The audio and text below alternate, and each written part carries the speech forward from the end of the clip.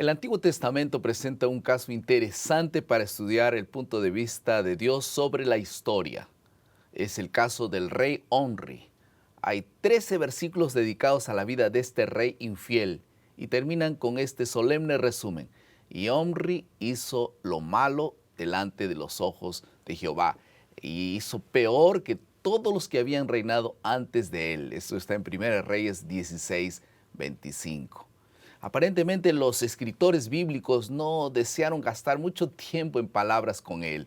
Sin embargo, si examinamos la literatura arqueológica y extrabíblica, surge un cuadro diferente. Se lo mencionan muchas veces, especialmente en la estela de Mesa, que fue 840 a.C., y allí se lo menciona como el rey de Israel, y también en el obelisco negro, en el año 827 a.C., que lo describe con palabras como figuras de Jehú, hijo de Omri, y que pagó tributos al rey de Asirio. Y un siglo más tarde, otro rey asirio, de las inscripciones diferentes, recibió el título de conquistador de Samaria y de toda la tierra de la casa de Omri. Todo esto significa que Israel, el reino del norte, durante más o menos 150 años estuvo asociado al nombre de Omri. Desde el punto de vista internacional y político, Omri fue alguien importante, pero del punto de vista de Dios no mereció mucha atención. Por eso, el enfoque de la lección de esta semana es saber que el mensaje de Jeremías fue dirigido en medio de una crisis espiritual que terminó con el exilio babilónico. Sin embargo, esa crisis se fue formando a lo largo de los siglos, durante los cuales la gracia de Dios se prolongó y fue provocada, lógicamente, por una creciente apostasía que se manifestó porque colocaron las elecciones personales sobre la voluntad de Dios. Vamos a la segunda parte de nuestro bosquejo.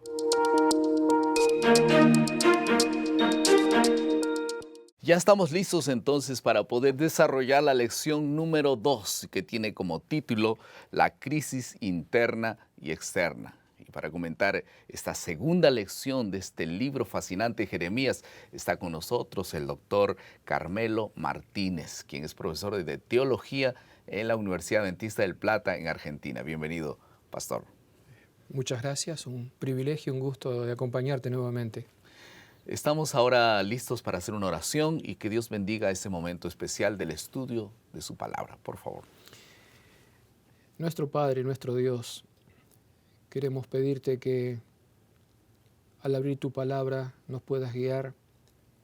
Queremos conocerte, queremos comprender para crecer espiritualmente, no solo en sabiduría, en conocimiento, sino también en la capacidad de poder transmitir este mensaje a aquellos que no te conocen. Amén. Lo hacemos en el nombre de Jesús. Amén. Amén. Bien, ya estamos listos entonces para estudiar un poco esta parte principal que es la exploración del texto. Y tenemos dos asuntos para tratar. Podríamos decir claramente la crisis interna, cómo comenzó, y la crisis externa, que también estaba alrededor del pueblo de Israel. Pero nosotros vamos a usar dos asuntos que están claros. Primero, la religión alternativa que adoptó el pueblo de Israel. Y en segundo lugar, nosotros vamos a hablar un poco sobre la transformación del pueblo de Israel, la degeneración del pueblo de Israel. Ahora, entonces, ¿cómo comenzó todo este asunto? Porque cuando Dios llamó a Israel de Egipto, lo llamó para una función, para una separación muy importante. ¿Qué es lo que hizo Dios cuando llamó al pueblo de Israel?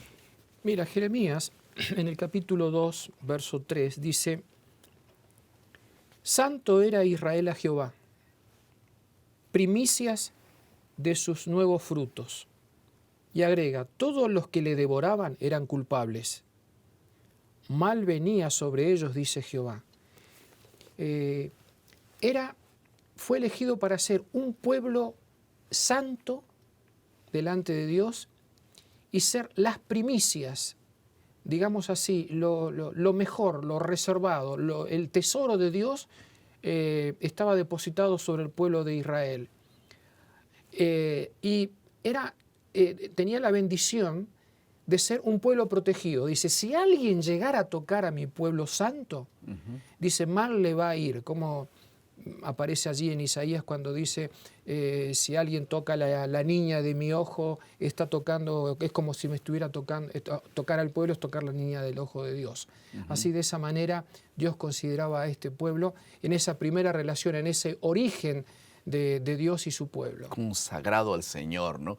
Ahora, interesante porque ellos se consideraban protegidos de alguna manera y pensaban que nunca podrían caer, ¿no? Pero había mucha influencia externa y a lo largo de esta caminata constantemente ellos dudaban de Dios.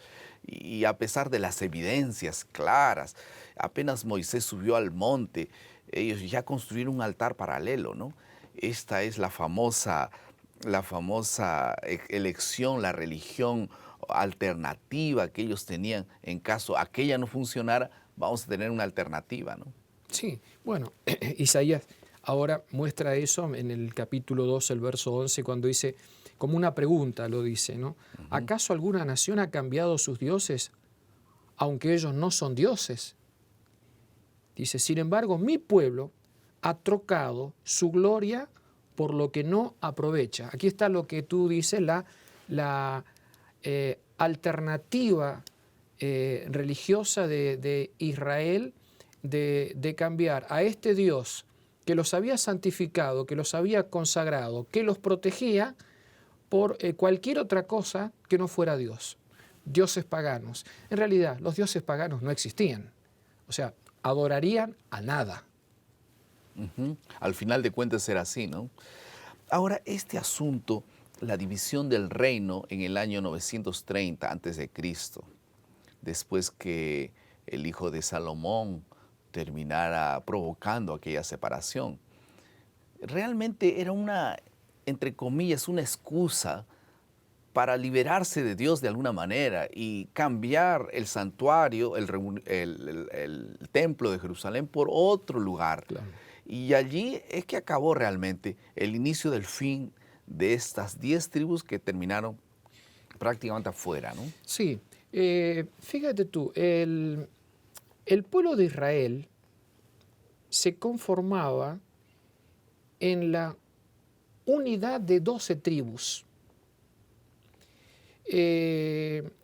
Esa unidad se mantuvo bajo el reinado de Saúl, David y Salomón. A la muerte de Salomón se produce ahora una fractura del pueblo de Dios. 10 tribus deciden separarse, que se van a transformar en el reino del norte, con varias capitales hasta llegar a la última, que es la más prominente, que es Samaria. Van a quedar luego 2 tribus al sur, que son la de Judá y Benjamín, con capital en Jerusalén. Dado que en Jerusalén estaba el templo, se quedó allí también la tribu de los levitas y sacerdotes. Ahora, lo llamativo del caso es lo que tú dijiste. Las tribus del norte, las 10 tribus del norte, decidieron formar una religión aparte del reino del sur, teniendo otro santuario, levantando un falso sacerdocio e inclusive cambiando las fechas de las fiestas litúrgicas. O sea, tuvieron una alternativa semejante pero distinta al reino del sur. Esto significó una verdadera fractura de la unión de las tribus. A la postre, las 10 tribus del norte serían sometidas bajo el imperio de Asiria y con el tiempo desaparecerían de la historia. Y quedarían solamente las 2 del sur, el reino del sur, que es Judá, Benjamín y la línea sacerdotal. Y la promesa para el pueblo de Israel, en este caso ahora para el pueblo que estaba en Jerusalén, no era una condenación eterna. Parece que Dios siempre prolongaba sus juicios o extendía las expectativas todavía de esperanza, ¿no? Porque la condenación de salir al exilio no fue eterno tampoco, ¿no? No. En este caso, ahora el reino del sur, que es lo que queda, digamos, Benjamín, Judá, capital Jerusalén, es el escenario donde se realiza el ministerio de Jeremías. O sea, Jeremías cuando está actuando, ya las 10 tribus han desaparecido. El Israel ahora se compone de Benjamín, se compone de Judá, de los sacerdotes y su capital que es Jerusalén. Jeremías entiende, por la revelación de Dios, que la apostasía del reino del sur va a ser disciplinada y castigada, pero no se prevé la extinción del reino del sur, como fue en el caso de las 10 tribus. ¿Por qué? Porque Dios tiene que mantener la historia de la salvación, tiene que mantener a este pueblo, a los que representan a este pueblo, en este caso Benjamín, Judá y los sacerdotes, los tiene que mantener en la historia, porque tiene que cumplir las promesas y tiene que nacer el Mesías. Entonces, a ellos les prolonga su misericordia, aunque sí le propina la disciplina. Pero no es una disciplina para extinguirlos, sino que es una disciplina para santificarlos y consagrarlos. Y a lo largo de la historia, esa disciplina tenía que ver con este sufrimiento, ¿no? Y el profeta siempre estaba emitiendo esa clase de mensajes para advertir al pueblo de Israel. Ahora, esa expresión que usa Jeremías, que que promete que debieran ellos tomar los manantiales de vida, y ellos cambiaron los manantiales de vida con las cisternas rotas y quebradas, ¿no? Es una muestra de que evidentemente ellos estaban permanentemente, tenían la tendencia de cambiar a Dios, que eterno, misericordioso, por falsos dioses, ¿no? El agua viva con cisternas rotas. Increíble, sí, ¿no? Sí. Bueno, el agua viva, eso es un manantial. Al manantial no se lo contiene. Tú vas al manantial y sacas el agua, es agua viva. Ahora, cuando tú haces una cisterna, es cavar como un pozo en la roca, es para desviar el agua o atraer el agua de la lluvia y tener agua estancada. Ahora, no es lo mismo tomar agua estancada que tomar agua viva. El agua viva siempre es mucho más sana que el agua estancada, porque el agua estancada puede transformarse en un foco de infección. Ahora, Jeremías dice, han cometido 2 males. Primero, me abandonaron a mí, que soy la fuente de agua viva. Y se cavaron cisternas. Ahora, cuando cavaron las cisternas, no se dieron cuenta que las cisternas estaban rajadas.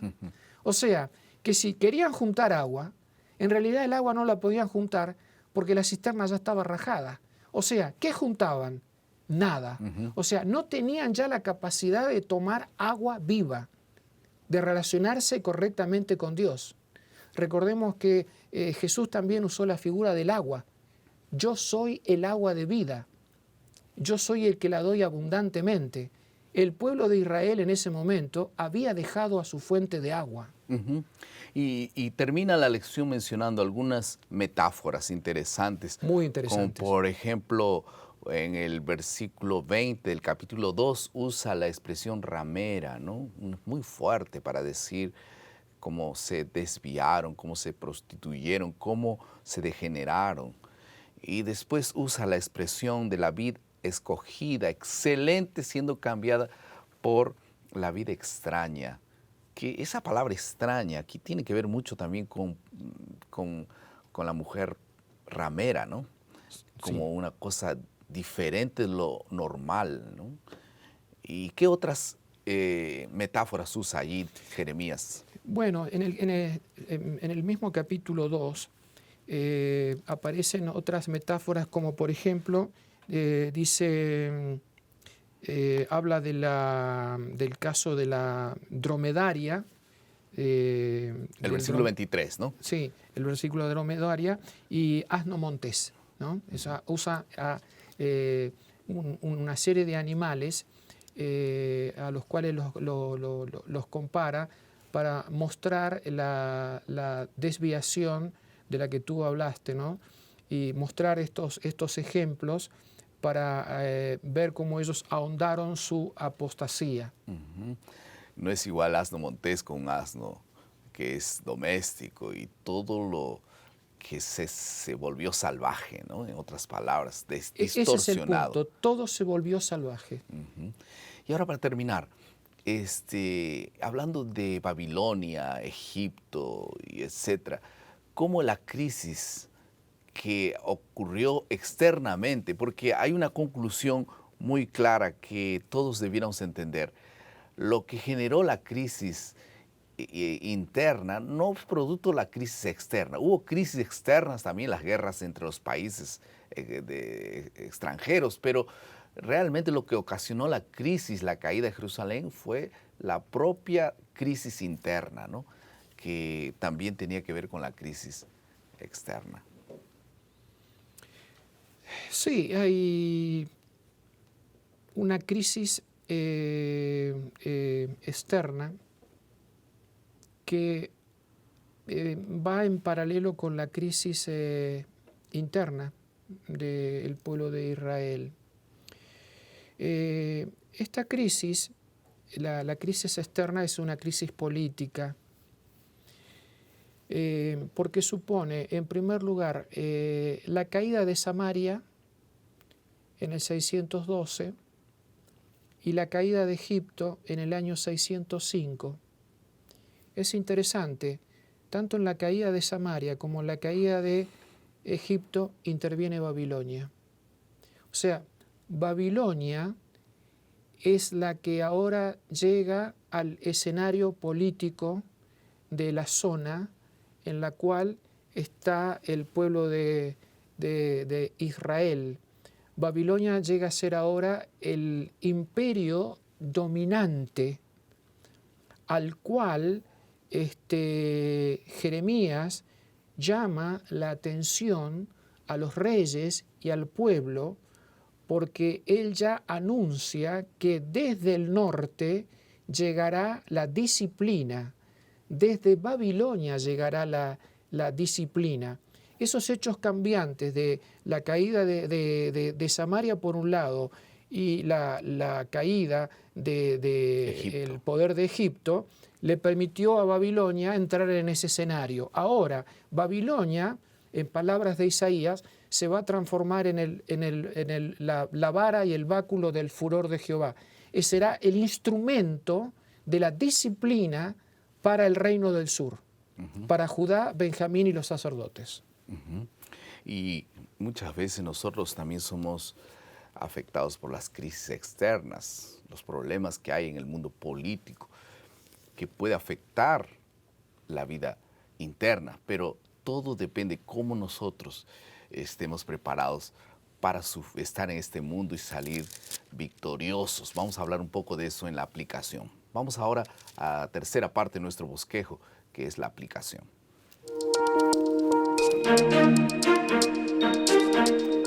¿Qué podemos aprender entonces de estas historias, de esta lección de esta semana? En relación al pueblo de Israel, ellos vivían un sincretismo religioso, Dios y al mismo tiempo Baal. El templo continuaba funcionando, las ofrendas se realizaban allí, las ceremonias eran religiosamente cumplidas, pero en los lugares altos adoraban otras divinidades hasta que incluso sacrificaban sus propios hijos, dice Jeremías 3:21. Eso produjo un estado de inconsciencia de su propia situación. El corazón estaba tan endurecido que su conciencia se había cauterizado. Estaban fuera del alcance del perdón, no porque su pecado era demasiado grande para ser perdonado por Dios, sino porque no tenían la necesidad del perdón. Jesús lo llamó pecado contra el Espíritu Santo. Esto puede ocurrir con nosotros también. Vivir al mismo tiempo nuestra fe, ir a la iglesia, estar aparentemente en paz con Dios, pero por otro lado podemos estar sirviendo otros dioses ajenos. Cada uno sabe en su corazón cuáles son estos dioses ajenos. Pastor, otra aplicación. Sí, la sed es un indicador para tomar agua. Esto es bueno porque es saludable. Cuando tenemos sed, el cerebro nos está diciendo que tenemos que hidratarnos, tomar agua. Aquí está el texto que habíamos leído cuando dice que el pueblo de Israel lo había dejado a Dios la fuente de agua viva. El hombre también tiene sed espiritual y puede satisfacer su sed espiritual tomando cualquier otro producto que no sea el agua viva. O sea, puede satisfacerse con cualquier otra sustancia, pero que en definitiva lo puede matar. Aquí la sed espiritual solamente puede ser calmada por Dios. Y Cristo en el Nuevo Testamento se transforma en esa agua que tiene la virtud de saltar de uno para vida eterna. Y esta es la grande necesidad humana. Antes de ir a la última parte de nuestro programa, vamos a escuchar el comentario del autor de la lección. Jeremías estaba lleno de dudas, miedo y preocupaciones por causa de la crisis que acontecía en su tiempo. Por ejemplo, durante los 10 días de espera, suspenso y crisis espiritual intensa, en lugar de esperar pacientemente la respuesta prometida de Dios, pensaba seriamente en exiliarse en Egipto.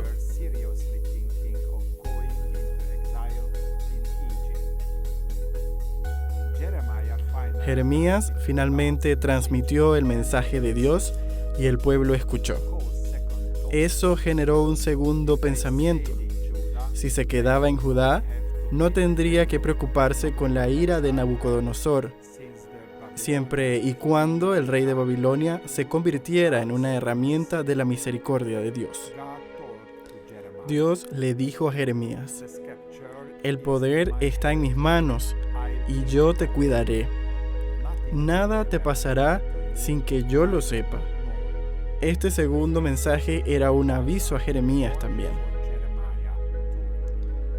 Dios llama para el servicio a aquellas personas que son fieles y humildes y que puedan confiar en Él en las situaciones más difíciles.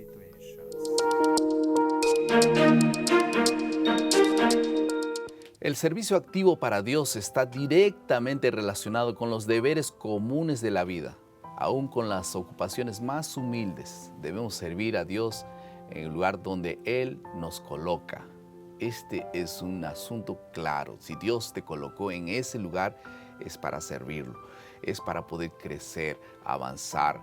La vida humana, Dios no nos llama para decrecer o degenerarnos, sino Dios nos llama para ayudarnos a crecer, desarrollarnos cada vez más y más. Es un llamado sagrado.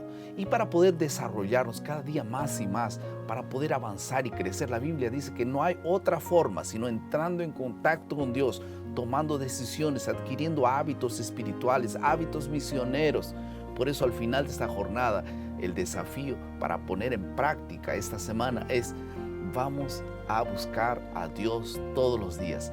Y no es solo buscarlo, sino hacer su voluntad, adquirir ese hábito santo, que no sea una obligación que yo tengo que cumplir, sino que sea un placer encontrarnos con Dios y entonces vivir una vida de integridad plena con Dios. ¿Qué te parece si nos proponemos eso en el nombre del Señor? ¿Puede ser? Vamos a orar. Querido Padre, muchas gracias por tu palabra. Bendice, Señor, las decisiones que se hayan de tomar como fruto de esta lección, especialmente en relación a avanzar, crecer. Tú eres el único que nos puede ayudar a crecer, y ayúdanos a buscarte, corazón, a través de la palabra de Dios y del trabajo misionero. En el nombre de Jesús. Amén.